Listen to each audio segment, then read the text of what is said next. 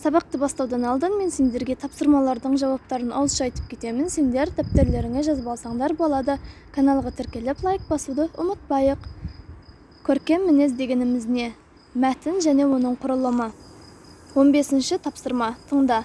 Аттылар үлкен үйдің сыртына келіп тоқтады. Бұлардың бір топ адам күтіп тұр екен. Бұл топқа қарай ауылдың үлкендері де жан-жақтан дабырлап сөйлеп ағылып келе жатыр.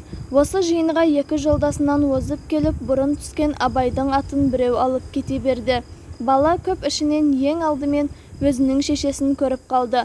Соған қарай жүре беріп еді, шешесі анадай жерде тұрып: «Әй шырағым, балам, ар жағыңа әкең тұр, әкеңе сәлем бер», деді.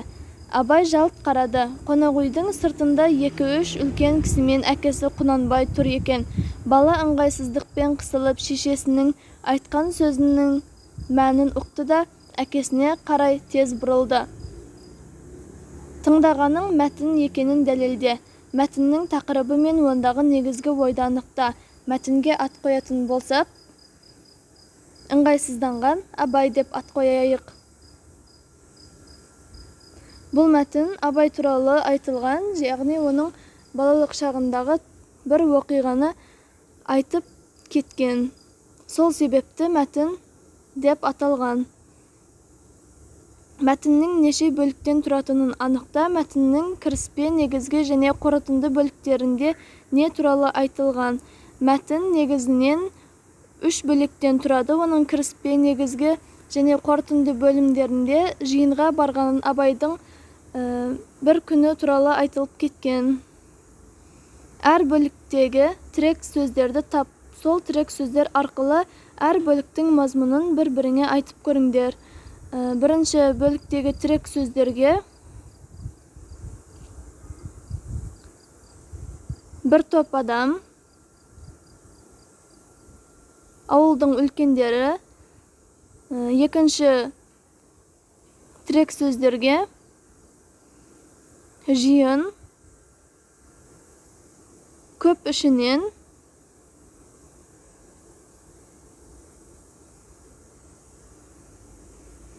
және үшінші мәтіндегі тірек сөздерге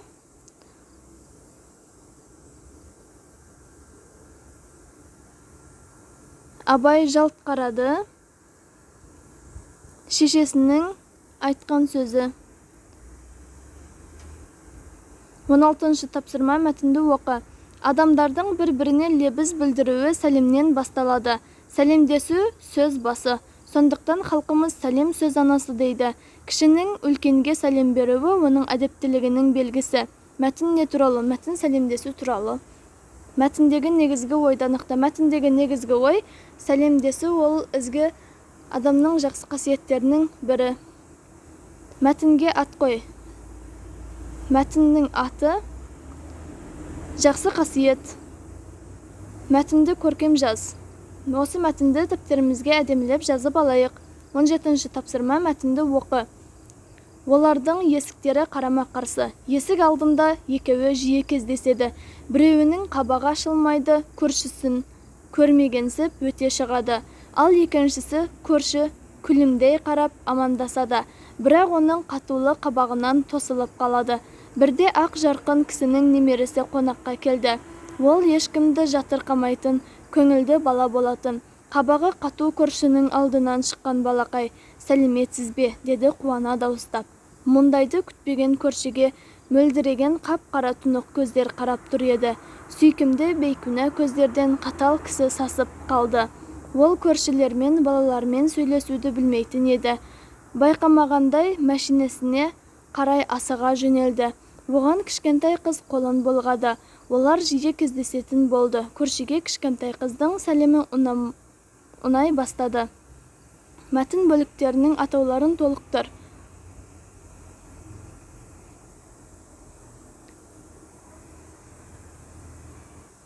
Қабағы ашылмайтын көрші, әдепті балақай, көршіге кішкентай қыздың ұнауы. Құрылған жоспарың бойынша мәтіннің мазмұнын бір-біріңе айтып көріңдер.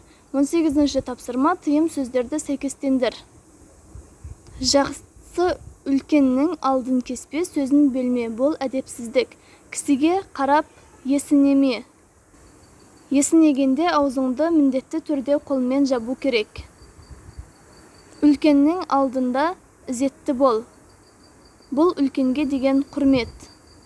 Малды басқа ұрма, теппе, ырысыңнан айырыласың. Осымен бүгінгі сабақ аяқталды, балалар. Сендерге тапсырма түсінікті болған болса, видеоға лайк басып кетейік. Егер де түсінбеген тапсырмаларың болса, комментарияға жазыңдар. Мен міндетті түрде сендерге шығаратын боламын.